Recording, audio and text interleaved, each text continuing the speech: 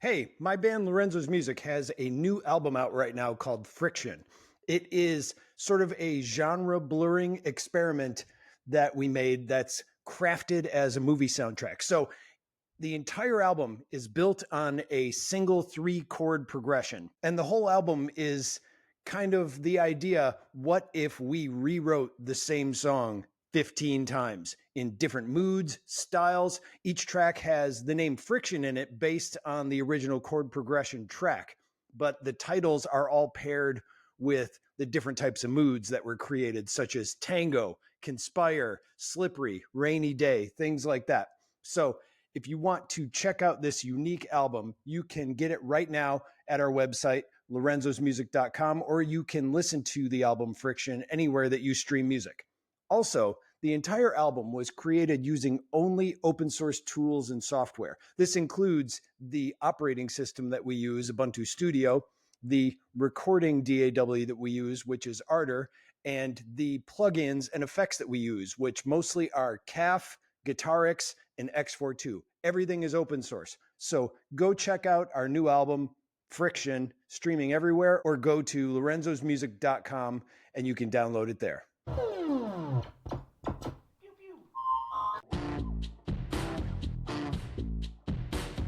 Hi, I'm Tom Ray from Lorenzo's Music, and this is the Lorenzo's Music Podcast. This is a show where I meet other musicians, people who also make things for musicians. I've talked with software people and website people and different musicians, and right now I am speaking to someone who is actually in another country. So why don't you introduce yourself and tell the people who you are and what you do? Hi, I'm Axel, also known as AxWax. That's been my handle online for the last 25 years or something like that. Mm-hmm. And I'm German, but I've lived in the UK for about 23 years, and now I'm currently living in Spain, in the Okay, south of see, Spain. now this is why this is fascinating. I've only really known you through Mastodon. You and I have both used the federated service social networking service Mastodon, and I know you through that. And this is I realized when we started and I asked you to introduce yourself, I only know you as your handle. I don't when you said your name, I'm like, "Oh, that's his name."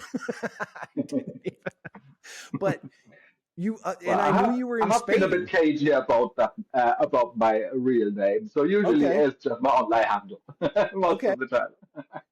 And I'm perfectly fine with that. Yeah. I was just like, I didn't really ask even what your name was. So tell me about why are you now currently living in Spain if you've been in so many different places? Well, I've lived in the UK. Originally, I went there to study. I did a course in audio and music technology. Oh, Um, and then started working there for a while. And then both Brexit and love made me leave the hmm. country, and then that's how I ended up in Spain. Now as a musician, now you said you taught there. What type of music were you teaching, or things like that? Um, well, I wasn't actually teaching, so I did. I was a student Oh, you were a student. Okay. doing music technology, and then well, at the time, I had big dreams of having my own recording studio for bands and so on, and that never quite worked out. So I Hmm. ended up being a web developer for making my money. And on the side, I was very involved in a community radio station, and I did the whole tech side of things. I did training there, so I did do a bit of teaching Hmm. in that respect, like how to edit your own audio. So all the presenters had to edit their own shows and edit the interviews. So I was the guy to teach them how to do that. And I had a little team of people who would also help out with the tech side of things. And yeah, so I did Okay. that for about 15 years or something like that. Um, uh, Most of the time as a volunteer. For 1 year, I was employed by them. unfortunately, the next year they went bankrupt, and the whole thing As went community down. radio can do, So yes. unfortunately, the funding dried up and so on. Um, and then rather than give up, I then decided to start a new community radio station with some of the other tech guys. Oh, We managed to obtain the license. We had to broadcast within 1 week of uh, that decision, um, which was a huge technical problem yeah. because we had no studio. Um, the whole premises were gone. We had no equipment other than what my personal equipment, and we had to start an FM radio station Hmm. um, within one Okay. week. And we did actually pull it off thanks to some very helpful techie guys, like one of the mates there. Um, he actually does the technology for radio stations for a living, so he had like an old FM transmitter, compressors, mics that he could lend us, and so on. And so we set up a radio station in my living room and had a giant antenna on the side of the house. um, uh, yeah, and actually managed to do it. And then after about half a year, we finally secured some proper premises, kitted it all out, and then uh, eventually managed to move out of my living room and Wow. do a proper thing. And so that was in 2010, I think, and they're still going right now. So Oh, it is. yeah, Okay, I good. haven't been involved for probably about 10 years now. Okay. Just yeah, but they're still going strong. So yeah. I I always every year just somehow get obsessed with the same concept, the trying to start some sort of radio thing. Like I swear I've installed Shoutcast and Icecast on my laptop at least once a year, and then I'm like, what am I doing? I'm not going to spend my time actually putting into this, but I'm always just fascinated with it. The previous place that I lived at, I bought at a an electronics store. I bought like a miniature AM transmitter and I wired it all around our house so that I could at least, and this of course too was around 2010. So it wasn't, there was no real streaming yet. So I was able to listen to it on my headphones while I walked around and did housework. That was my entire intention. But for some reason, I do that too. I'm just like, I want to do radio stuff or try to broadcast things, but man, it's just intensive. And I don't, it's a 24-hour a day thing, or not necessarily, but yeah, I don't know why I get obsessed with that, but that's really cool that you pulled that off and you were doing it in your living room. That's amazing. Yeah, it was quite insane at times because we were obligated to do at least 8 hours of live programming every day. Yeah. So that was luckily I was basically unemployed at the time, so I had the time. But so that was my full-time job, really being acting station manager, just getting people in and out of the house, making cups of tea, getting them set up, and yeah. And So was this a community radio based format too? Like it was being funded, or did you actually have funding for it? well, at the time we didn't have any funding. Okay. And so the big difference to the first outfit was that we actually decided it has to be advert funded rather Okay. than relying on public funding because that was pretty much impossible to get on a rolling basis. Yeah. And so during the daytime, it is a lot more like a normal radio station with cheesy pop and that kind of stuff. And Yeah. only from 7 o'clock onwards or at the weekend is where all the specialist programming came in. And Okay. yeah, so All right. so All that's the right. compromise that we had to take. And that's also why eventually I drifted away a little bit because in the early days it was all like very underground and everything goes and really um, lots of arty stuff and which was great and made for great programming, but also it was very hard to get a lot of listeners in, of course. Yeah. Yeah. And how far was it even broadcasting? Like, how far was the reach? I mean, it was really just around Cambridge in the UK, Okay. um, about a 10-kilometer radius or something like that, uh, Okay. or 7 mile radius or something like that. Gotcha. And Yeah. now, when did you start putting out your music online? When did you start doing that? Well, I think it was pretty much when I started my uni course. So that would have been 1997. Okay. So I studied from 97 till 2000. And yeah, in my first year, I started meeting some. Uh, so yeah, I started getting into hip hop at the time, and met some MCs. And my flatmate at the time was a scratch DJ. So Hmm. we decided let's start a hip hop crew. Hmm. And so it was originally it was just the three of us. Uh, I did the beats, my flatmate did the scratching, and the other guy was doing the MCing. Is this And the links that you share on your bandwagon that are Scuff and Ilseer? Are those the people that you worked with? yes, Okay. so they came in about a year later or something like that. So yeah, we managed to make like a little demo CD, and then started trying to get some gigs in local clubs and stuff like that. And since Cambridge is quite a small place, really, you get to meet everyone who's into the same kind of music as you. And so sooner or later, our MC started freestyling with some guys on the streets, and then they decided let's put our forces together, and then our 3-man crew all of a sudden became a 7-man crew, Oh, okay.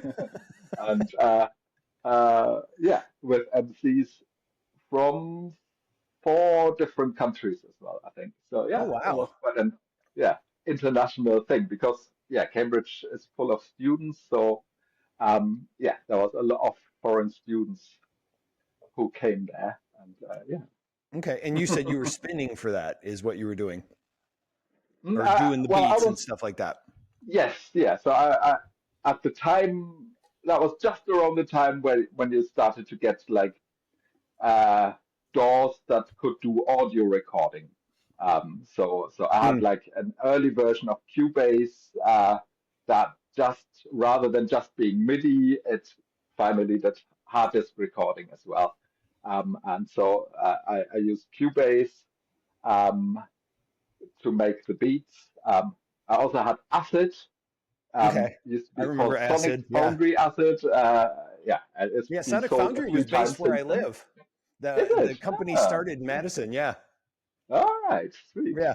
So yeah, that was really, really helpful in the early days. To that was the only way really to get your samples all playing Hmm. at the same time without lots of manual tweaking. So yeah, that was really Yeah, how we it started took me making a our little beats. while to understand the whole loop concept because it was new to me, especially using a DAW, and I wasn't really like at the time I was using Vegas, which Okay, is yeah. really funny because people were multi-tracking with Vegas, but it was actually video software.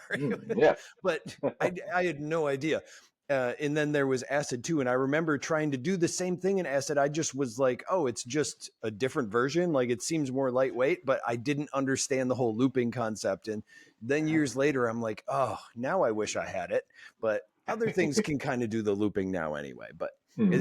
it's yeah, it was the fact that I had no clue. I had all this software that I didn't know how to use. Now, you moved on from that to what you do now. Now, I want to ask you about the stuff you're currently doing. Yeah, and sure. that is the stuff that you are releasing under your handle AxWax. Now, Mhm. the most recent thing that you put out, and I had this pulled up before, which of course now I can't find in my tabs, but here it is, the 303 day 2024 release that Yes. you did. So I want to ask you about this specifically because there's a note on it on your Faircamp page that Mhm. says a remix of your first image to Bonk Wave track. Now, my first Yeah. question is, what is an image to Bonk Wave track? Explain that to me, please. All right. So, um, as part of the Bonk Wave collective, which we might want to go into a little bit as well later Yes, on. because I want to ask Um, you what Bonk Wave is. I've only recently heard about this musical genre, so we'll get into that in a minute. yeah. But so one person there, he's called Yonder or Reverb 10,000, I think. Might be a Reverb 100,000. I'm not Okay. 100% sure. No, I think it's Reverb 10,000. And he made a Python script that would take an image and simplify it and uh, turn so it would reduce the number of pixels um, and do some other stuff that I have no idea about. Okay. But basically, it would then turn the simplified image into MIDI, um, Okay. which could then be played back on whatever uh, equipment you want, really. And and you could adjust all sorts of parameters to choose how complex or how simple the resulting file should be, um, and how many different MIDI channels there should be, and things like that. Mm-hmm. Well, and then I just loaded that into my DAW and loaded some random VST instruments and then just played it back. And that was more or less all I did originally. And it turned out to be surprisingly musical, Yes. um, I, which was, I will say yes. yeah. Um, so, oh yeah, one of the parameters that you can adjust is you can tell it to just use a specific scale, like Mm, Mixolydian or something like that, or blues, or like a pentatonic scale, or things like that. So that really helps to make the melodies a lot more musical straight away. okay. Um, and well, and then it was also down to the choice of VST instruments. I think I used. Have you heard of a company called UJam? They make um, so No. hmm, they make I mean, hmm, there's so many sorry, VSTs out there; it's hard to yeah, keep yeah, track. yes, of course. Well, anyway, that's basically it's like a sample engine with inbuilt samples. So it's a bit like Contact or something like that. Hmm. As a sample engine, but they've got their own um, like a one that just has drums or just has bass or Okay, so it's got a bunch of just has different synth. banks that have different Yeah, presets, is what you're saying. Okay. and it also has its own like it generates its own it has inbuilt grooves, for example, and then depending on what note you press on the keyboard, it would then play this groove. So I have so an the MIDI actual notes, keyboard that does that because my keyboard yeah. that I have set up is Yeah. a home keyboard from the 80s. And Ah, sometimes yes. if I accidentally push the wrong button, it will go into that mode and I'll be playing and then I'll hit a key and suddenly it'll start playing like some built-in groove and it's like, whoops, didn't Hmm. mean to do that. So that really helped with the rhythm side of things. So it was fairly random MIDI notes that triggered, but that plugin would create a very consistent beat Okay. that would just get modified by whatever keys were pressed by the Okay. MIDI file. so All to right. speak. And so, yeah, that really helped to get a solid rhythm base on it. And then anyway, once I've made this track, eventually I thought I'll just tweak it ever so slightly and do a proper more electro-y beat. So I programmed some parts of a beat and then made Okay. some other tweaks. So Gotcha. it's yeah.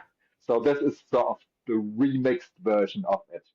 Okay, Uh, because that was good. yeah. Because if I remember correctly, it starts out with a drum beat, and I'm like, well, how did the image start out with a drum beat? Like, was there a way that you set up the image? Which leads to another question too. What image did you use to have it translate? It was the logo of Bonk Records. Oh, okay. So it was very similar to this image actually here, what I've got on my T-shirt.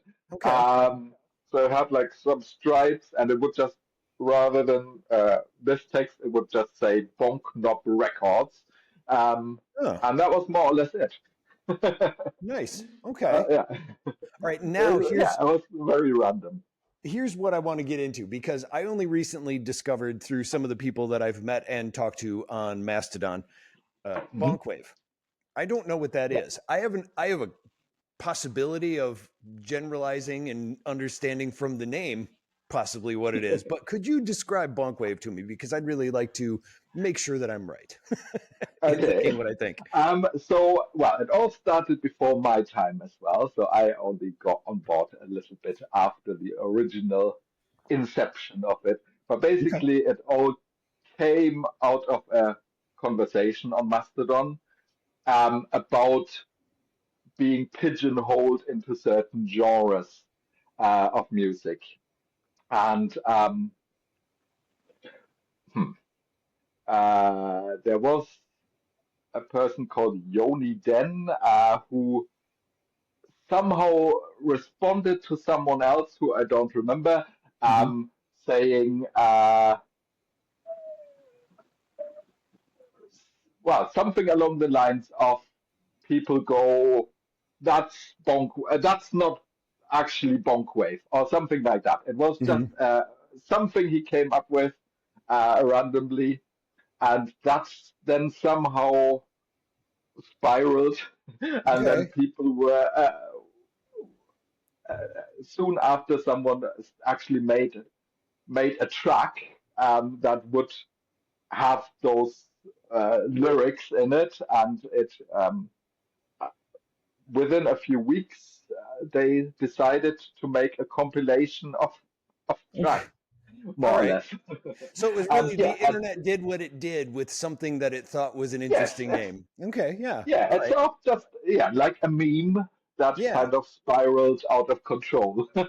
Okay, and I kind of felt like that might be somewhat how it came about, and also just with Bonk Wave, it just made me think. The sound itself means that of the word is probably implied in somewhat what the music does, where it could go many different ways, but it is more electronic from what I've heard of the Bonk Wave that I have heard. it it did turn out to be like that. Hmm. Although I personally would like to see it and have been trying to encourage um, all sorts of different types of music under the umbrella of bonk wave, or not bonk wave, for that matter. So, and in maybe not in the very early days, but after a few months, there were people who for example, made uh, bonk wave with an acoustic, with a prepared piano. Yeah, and you have one that And kind of sounds like an old timey sort of '78 uh, record that you put yes, out as yeah, well. yeah. Yeah. So that's uh, um, uh, when was it? About a year and a half ago. Um, I asked on Mastodon for collaborators for a song, Hmm. which was the birth of a group called Bonk Wave All Stars, and that was basically me just yeah trying to collaborate with people and ideally with instrumentalists or singers. So I really tried to steer away from it being purely electronic and get a bit more humanity into the whole thing. And Okay. so we ended up having, other than a singer, we had live piano, um, we had a glockenspiel, Nice. we had several recorders from normal kids recorders to bass recorders and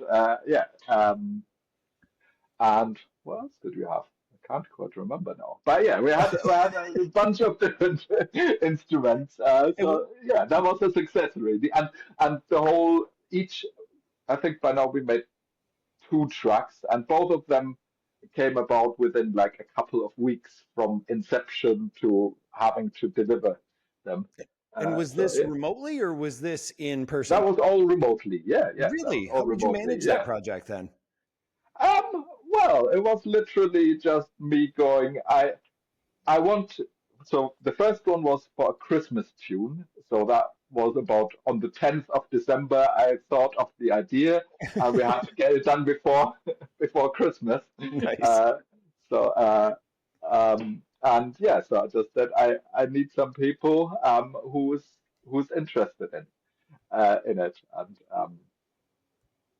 yeah, and then I just had a very rough demo of something that I Yeah. started, which I then shared as an MP3 and said to people, "Do you want to play along with it?" And just send me um, either a WAV or MP3 or whatever a recording of yourself, and then I put that back together on top of my arrangement, and Okay. then So it you gave kind them of like a bed track to work with.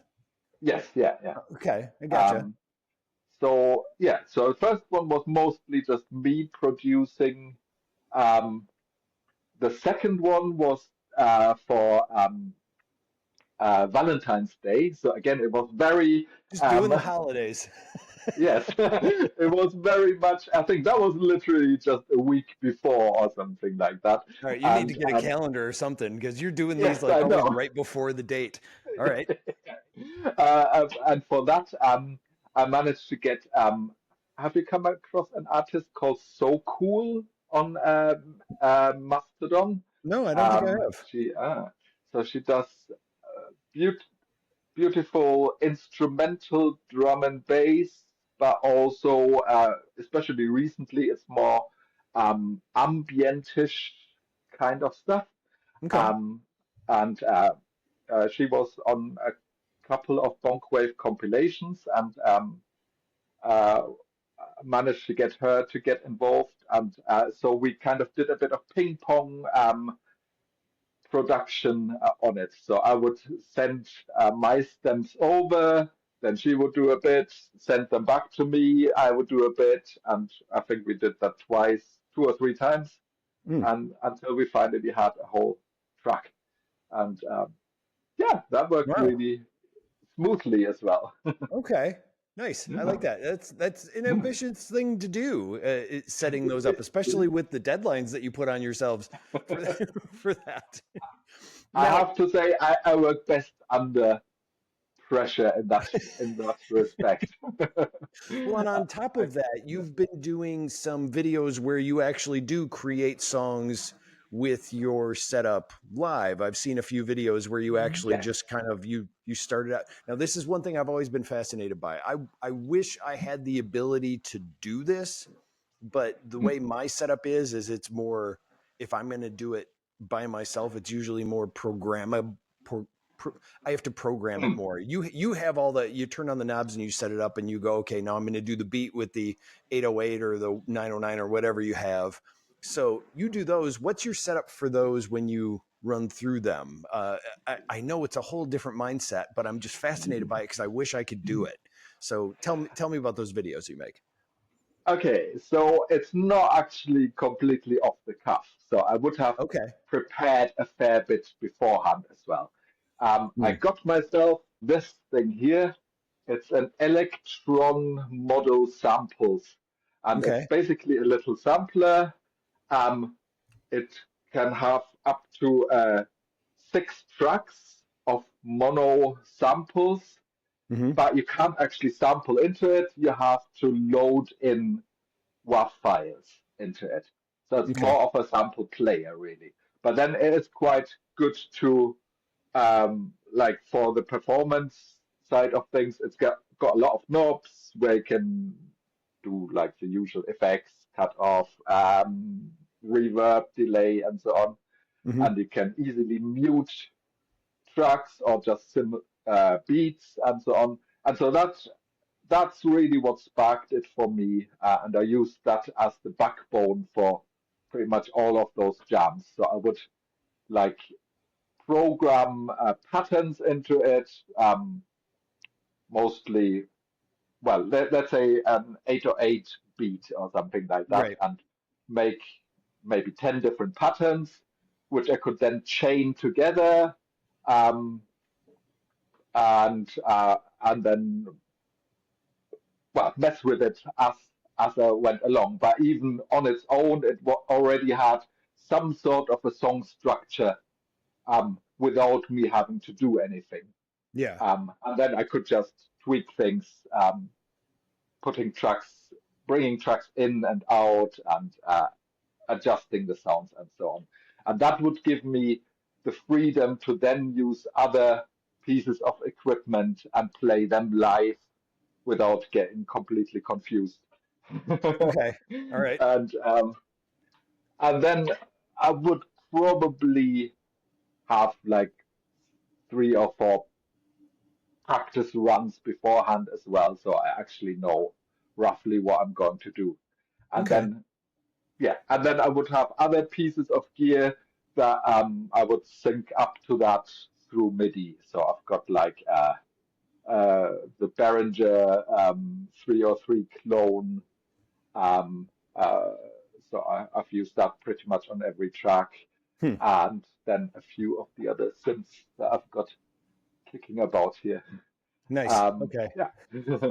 My main thing is I don't have those. I don't have the hardware, and even Mm. now when you're saying it, I'm like, well, maybe I could, because like I use Ubuntu Studio for most of the stuff that I do, and and usually or what I mostly do is I work in Ardour, which is the DAW that we use, and some of the instruments that I could use is like, as far as drums, I can program drums in Ardour, but there's also a drum machine built into Ubuntu Studio that's an open source uh, drum machine, and it's called Hydrogen. So I'm thinking, I know I can pattern songs in that, and I'm like going, maybe I can loop one and switch it when I need. So while you're saying that, I'm like going, but how could I do that? Because I don't have the hardware. So I'm thinking of using Hydrogen, and then I can just hook up one of my keyboards to Yoshimi, which is the synthesizer bank thing that I use, and but the problem is I can't let that run and then start a new instance. That's my main problem. Is I can, when I do synthesizers, I only have the one, and I can't hook it up to anything else, or I would have to create another sample. Anyway, now I'm just thinking out loud. But you're inspiring me to try and figure that out. And what you're saying, basically, I'm going to listen back to this later and go, okay, he said he does this. So thank you for the tips, and that's Yeah. why I was asking that, because I saw the videos that you did on PeerTube, and I was just like, oh, look at him go. It's just, when I see people do that stuff, it just seems so natural. And if I were to do it, it would just be a bunch of noise and broken playing. So So nice job is what I'm saying. but yeah, so I mean, the thing is, you just don't hear all the noisy, Well, of rubbish course. Yeah. bits. You only hear the final product, really. As Like with any most things musician, or that most are on, musicians. yeah. Yeah. You rarely do musicians put out stuff that it's like, oh, well, that was horrible. Anyway, publish. Um, Exactly. Yeah. I guess okay. the other thing what I did with all those is I always started off with something I built, I think, with pretty much most of the tracks. So I do like to double in electronics a little bit. I'm not very good at it, but I do a bit, and electronics as well as microcontroller programming. Um, and so, uh, well, for example, I haven't actually got anything here, but I got myself this monosynth. It's a Moog Oh wow. Werkstatt. It's called. It's it's very simple in what it can do. It's got like a really crappy inbuilt keyboard, Hmm. um, and it's got filter cutoff and resonance. Hasn't even got proper envelopes as such. It's very um, simple in what it can do on its own. So I ended up, and it has no MIDI or anything like that. So I needed something to actually control it, but it has all those touch points here. Yeah, you do. And so it's got like CV inputs and gate inputs and so on. And so I Okay. built myself um, like a MIDI to CV interface to control it.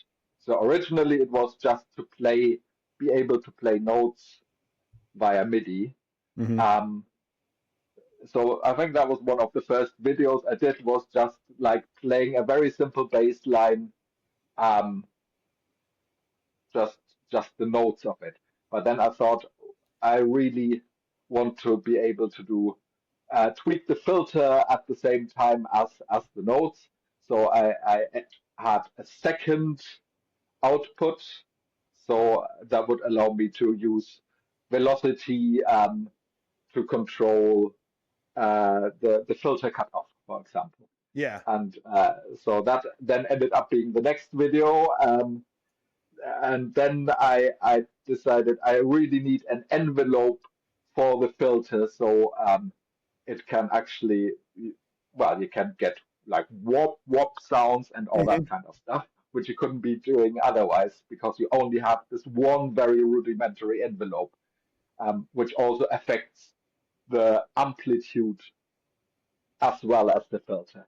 Okay. And yeah, so it just kind of snowballed from there, Yeah. really. And then, yeah. And you've got Uh, all this great equipment, and then I keep eyeing that Fender Rhodes that you have right behind you too. I used to have a mm, Fender Rhodes a while back, and I missed did that thing. you? Oh. So I never sold it, luckily, and it Hmm. made it all the way to the UK and then to Spain. So I got Wow. it when I was, hmm, I think when I was about 17 or something like that. Okay. And it was, well, compared to now, it was very cheap, Yeah. obviously. They weren't that, uh, yeah, desirable at the time. And so I had a really good deal on it. And um, yeah, at the time I was into playing with bands. Hmm. So my mates from school in Germany and me, we had various bands that were all pretty terrible.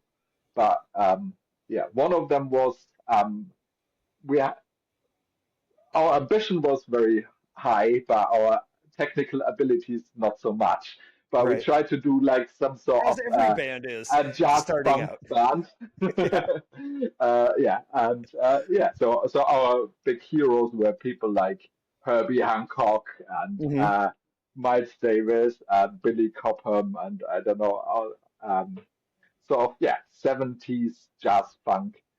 Um, George Benson maybe, and yeah, and Yeah. so for that, the Fender Rhodes was just the perfect instrument, really. And yeah, I just hated so lugging that thing around. It was so heavy. And then the drummer would be like, quit your complaining. As he lugs around like all of his yeah. drums, you know. So I want to ask you one more thing.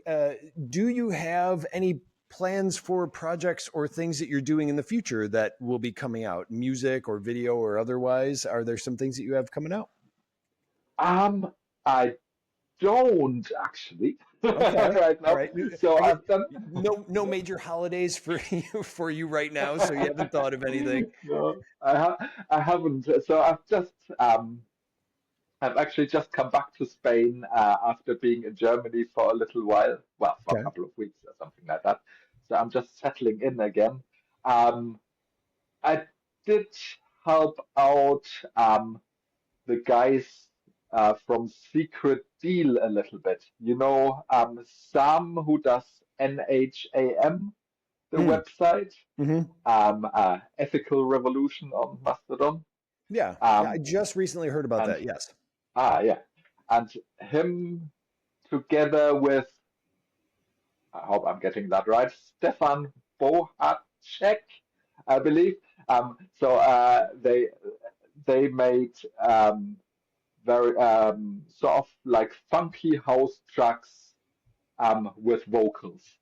Um, Okay. and I just helped with a couple of songs with the mixing and mastering side of things. Oh, Um, nice. and I just I'm hoping to do a little bit more for them and maybe I might have a remix in the works Hmm. as well, but that's about as far as we got with that. But Okay. yeah, so I think with Bonk Wave there will be eventually be another remix compilation. So hopefully we might be getting a track onto that. Um, and maybe there will eventually be another proper Bonk Wave compilation, but that's also still very far ahead.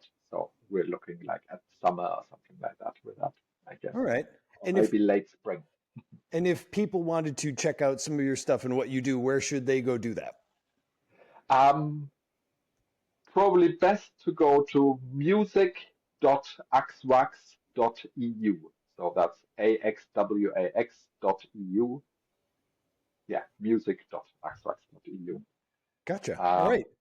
so yeah, that's where I've got my fair camp site uh, set up. And yeah, Okay. Well, I want to thank you so much for talking with me today. It was great meeting you. yeah, it was lovely.